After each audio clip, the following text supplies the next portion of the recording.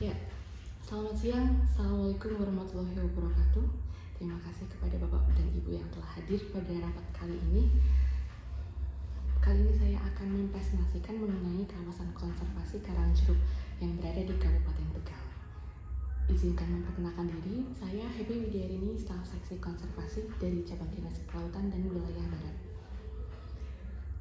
Cabang Dinas Kelautan Wilayah Barat bertugas sebagai Satuan Unit Pengelola Organisasi atau SUOP dari dua kawasan konservasi, yaitu Karangjeruk dan juga Ujung Negoro di Kabupaten Batang.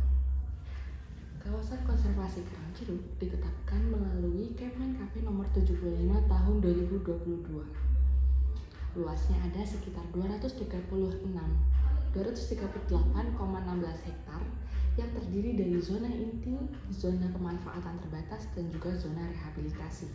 Di mana pada zona inti di sini yang berwarna merah adalah zona yang tidak boleh dilakukan aktivitas, baik itu penangkapan, penelitian, ataupun pendidikan.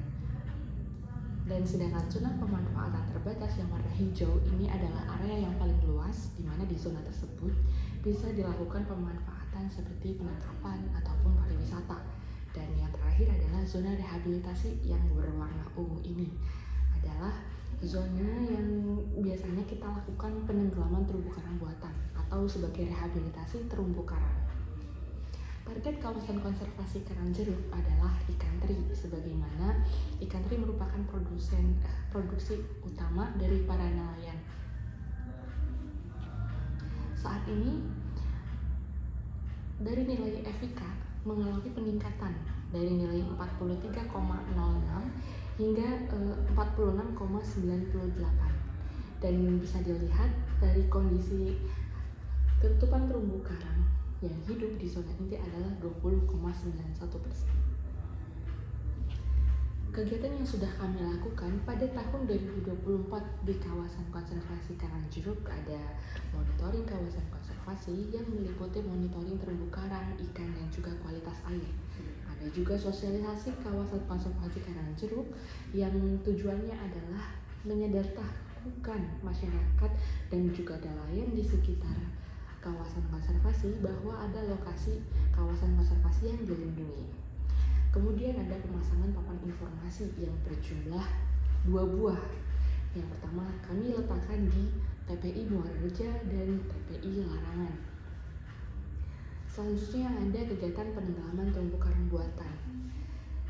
Terumbu karang buatan ini tujuannya adalah untuk menjadi media bagi terumbu karang hidup dan juga menjadi perlindungan bagi ikan dan juga biota laut lainnya. Dan yang terakhir adalah penempatan tanda batas kawasan konservasi sebagai tanda bagi para nelayan yang melakukan aktivitas di sana bahwa di sekitar lokasi tersebut ada kawasan konservasi yang dilindungi. Rencana kegiatan tahun 2025 yaitu adalah monitoring target konservasi, survei sosial ekonomi, sosialisasi kawasan konservasi, dan juga pemberdayaan masyarakat di sekitar kawasan konservasi.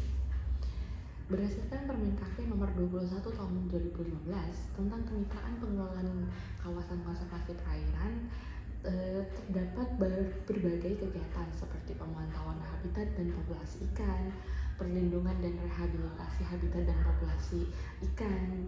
Ada juga peningkatan kapasitas sumber daya manusia, bisa berupa pelatihan atau pemberdayaan atau juga sosialisasi, dan juga ada peningkatan pemahaman dan kesadaran masyarakat seperti sosialisasi atau edukasi.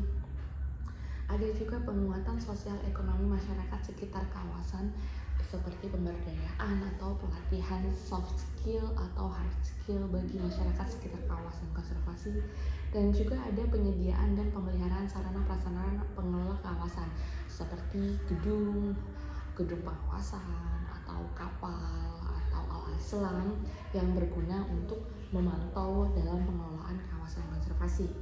Dan juga ada peningkatan pengawasan kawasan. Biasa dilakukan bisa 1 kali 1 bulan atau 1 bulan 2 kali. Itu bertujuan untuk melakukan pengawasan di sekitar kawasan konservasi perairan. Ada juga pengembangan penelitian dan pendidikan.